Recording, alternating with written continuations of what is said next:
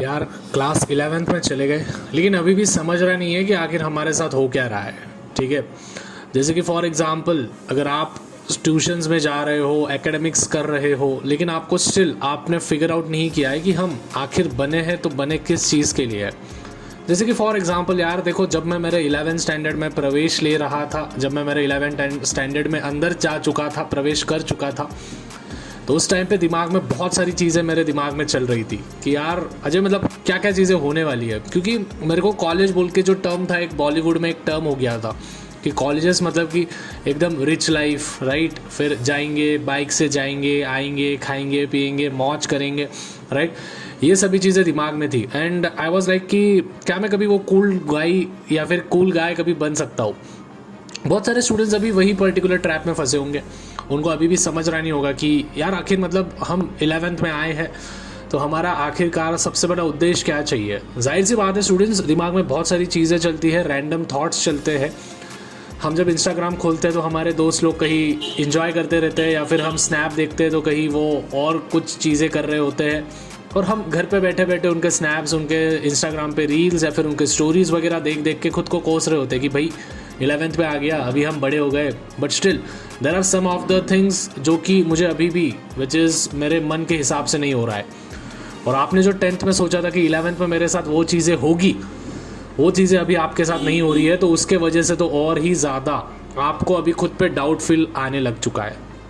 बस स्टूडेंट्स, मैं आप सभी को एक ही चीज़ बताऊंगा कि इस वीडियो को बनाने के पीछे का उद्देश्य वही था कि मैं भी आपको यही चीज़ बताना चाहता था कि आप जिस पर्टिकुलर फेज से अभी जा रहे हो, वो पर्टिकुलर फेज़ भैया ने और साथ ही बहुत सारे आपके जैसे लाखों करोड़ों बच्चे जो कि 11th में है और 11th पास आउट हो चुके हैं, उनके साथ भी यही चीज़ हुई थी। बट स्टूडेंट्स टेंशन नहीं लेना है, क्योंकि आपके भैया है जो कि आपको जैसे 10th में गाइड किया था, उसी प्रकार से अभी इस पर्टिकुलर वीडियो में भी आपको समझाएंगे कि आपको क्या क्या चीज़ें करनी है जिससे कि आप इन पर्टिकुलर ट्रैप में ना फंसे और एक खुद को एक सस्टेनेबल लाइफ दे सके 11th में और at the same way 12th में। क्योंकि स्टूडेंट्स इस समय पे पेरेंट्स पेरेंट्स और टीचर्स बाय द वे हमारे सबसे बड़े दुश्मन होते हैं, और हमारे जो दोस्त होते हैं ना वो हमारे एकदम करीबी होते हैं। ये सभी जन मुझे पता है, ठीक है। अपने दोस्तों को मेंशन कर देना ज़रूर, एक बार नाम नीचे कमेंट्स में डाल देना उनके, मैं भी तो देखूँ आपके नमूनों दोस्तों का नाम क्या है। ज़रूर एक बार नाम डाल देना उन सभी का। अभी सबसे मेन चीज़ भैया, हमको यही नहीं समझ रहा है कि हम आखिर 11th में पढ़ाई करें तो क्यों करें। क्योंकि मैंने बहुत सारे जगहों पे सुना है, बहुत सारे ऑफलाइन में सुना है, मेरे सीनियर्स ने भी मुझे कहा है कि 11th is not that much valuable, right. इस बात पे तो मैं भी एग्री करता हूँ कि 11th ये वैल्यूएबल नहीं है।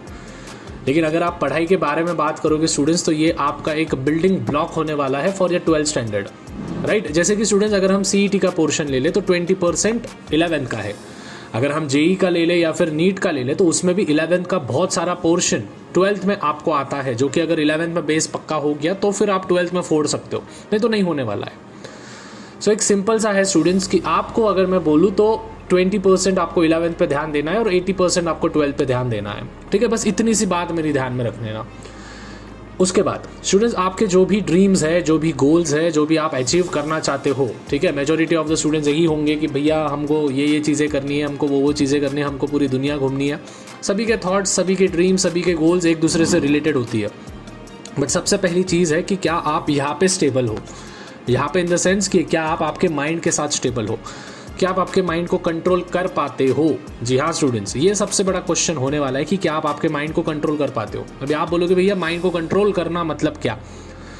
अभी तक तो हम सुने थे कि माइंड सबको कंट्रोल करता है, ठीक है, पूरे शरीर को कंट्रोल करता है, लेकिन माइंड को कैसे कंट्रोल करें। सबसे मेन चीज़ स्टूडेंट्स, आपका जो माइंड होता है ये मंकी माइंड होता है, ठीक है। और इस पर्टिकुलर एज में तो ये बहुत ही ज़्यादा मंकी माइंड होता है।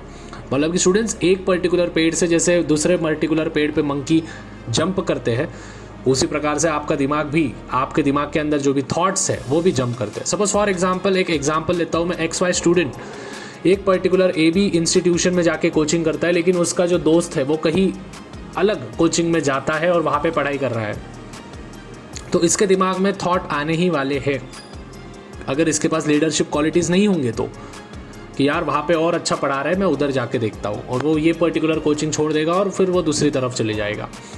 ये बहुत सारे बच्चों के साथ हुआ है, बहुत सारे बच्चों के साथ हुआ है। मुझे बहुत सारे मेल्स आते हैं, DMs आते हैं, बहुत सारी चीज़ें होती है।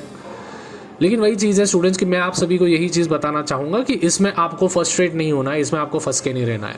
सबसे मेन चीज़ आपको आपके फिजिकल एबिलिटी को बढ़ाना पड़ेगा। जैसे फिजिकल एबिलिटी बढ़ेगा उसी प्रकार से मेंटल एबिलिटी भी बढ़ेगा। Physical ability is very much related to the mental ability. So you just have to first strengthen your physical activity and then you can increase your mental ability anytime. तो मैं सबको पहले यही कहूँगा कि भाई कुछ ना कुछ फिजिकल एक्टिविटी करना शुरू कर दो। रनिंग करो, जॉगिंग करो, भागो, नाचो, गाओ, कूदो, खेलो, जो करना है वो। स्विमिंग क्लास लगाओ, जिम लगाओ, जो भी चीज़ है, यू कैन डू एनीथिंग। लड़का हो लड़की हो, I am telling for both of the लालाज और लालीज, दोनों के लिए मैं बोल रहा हूँ। After that the second thing is that कि आप स्पिरिचुअल बनो। Now what is mean by spiritual? Spiritual in the sense कि आप आपके जो भी पर्टिकुलर गॉड जिनमें भी आप बिलीव करते हो उन गॉड के थोड़ा और करीब आओ, ठीक है। उनके बारे में पढ़ो, उनके बारे में सुनो, उनकी स्टोरी सुनो, राइट। जिन भी पर्टिकुलर भगवान को आप जानते हो, मानते हो, एनीवन, राइट। तो मैं सभी को वही कहूँगा कि जिनमें भी आपका बिलीव है, जिनमें भी आपका फेथ है, आप स्पिरिचुअली उन पर्टिकुलर मतलब जिनको आप मानते हो उनके पास जाओ। भले ही वो कोई भी एक इंसान भी हो सकता है स्टूडेंट्स, नेवरदलेस, भले ही वो कौन सा इंसान भी हो सकता है, जिससे कि आपका पीस ऑफ माइंड होगा, ठीक है। हमारे जो भगवत गीता वगैरह ये सभी बुक्स है, इन बुक्स को भी आप रीड करते जाओ, जिससे कि आपको और अच्छा नॉलेज मिले, आपको समझ में आए कि क्या हुआ था, क्या नहीं हुआ था, किस प्रकार से हमको लाइफ के सिचुएशंस को डील अप करना है। बहुत अच्छी चीज़ें हो रही है तो हमको हवा में नहीं उड़ना है, बहुत लो चीज़ हो रही है तो हमको फ्रस्ट्रेट होकर छोड़ नहीं देना है, क्विट नहीं करना है, हमको कंटिन्यूस करते रहना है। ये जो छोटे छोटे चीज़ें होंगे ना स्टूडेंट्स, ये आपके लाइफ में बहुत ज़्यादा इम्पैक्ट गिराएंगे। After that students study time table बना के रखो। स्टडी टाइम टेबल जैसे मैंने आपको 10th में भी बोला था कि भाई आपको स्टडी टाइम टेबल ऐसा नहीं कि 7 बजे उठो, 8 बजे उठो, फिर 9 बजे करो, फिर 10 बजे जाओ, फिर 12 बजे आओ, ये चीज़ें नहीं।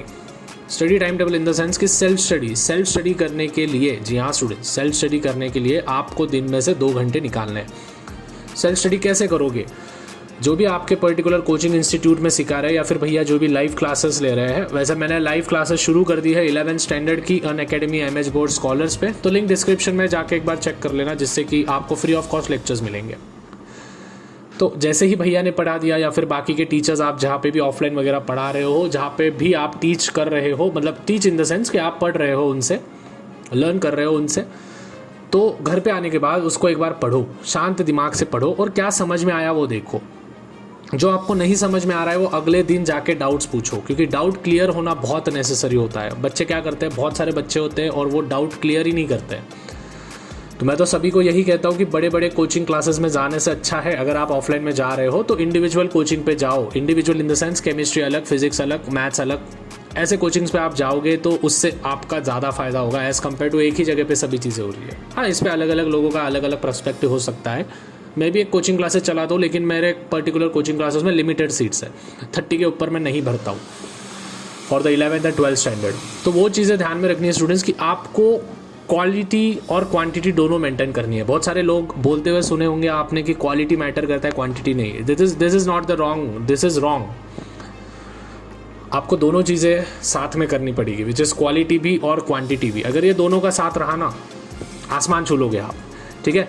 सो आई होप स्टूडेंट्स आपको इस पर्टिकुलर वीडियो से थोड़ा रिलैक्स आप हो गए होंगे। देखो एक ऐसा ही रैंडम थॉट आया, मैं बोला यार बहुत दिन हो गए 1-to-1 टॉक नहीं हुआ था आप सभी से, लाला लोगों से 1-to-1 टॉक नहीं हुआ था। सो आई वॉज लाइक कि चलो यार एक बार बात कर लेते हैं, क्या क्या चीज़ें चल रही है इनके दिमाग में, इनके मन में क्या क्या चीज़ें चल रही है, ज़रा देखते तो है। और स्टूडेंट्स बी फ्री, जो भी आपके डाउट्स होंगे, जो भी आपके कमेंट्स होंगे, जो भी होगा, आप भले ही किसी भी चीज़ से जा रहे हो, कोई भी फेज से जा रहे हो, भले ही फाइनेंशियल क्राइसिस हो, हार्ट ब्रोकन हो, ब्रेकअप हो गया हो, पैचअप हो गया हो, जो भी चीज़ है, you are very much free to share. क्योंकि मैं टीचर नहीं हूँ आप सभी का बड़ा भाई हूँ मैं, और उसी प्रकार से आप सभी को मैं ट्रीट करता हूँ। So I hope students this video was थोड़ा सा गाइडिंग वीडियो रहा होगा आप सभी के लिए। मेरे तरफ से मैं कोशिश कर रहा हूँ कि आपको ज़्यादा से ज़्यादा max to max content provide करूँ, वो भी कुछ रॉ कंटेंट प्रोवाइड करूँ। ऐसा नहीं कि बस एकेडमिक्स पे ही बातें करते रहूँ, सिखाते ही रहूँ, सिखा तो सब रहे हैं, ठीक है। सो वही चीज़ होगी। तो मिलते हैं स्टूडेंट्स अगले पर्टिकुलर वीडियो में। टिल देन मचाते रहो, फोड़ते रहो। बाय एवरीवन, तब तक पीस आउट।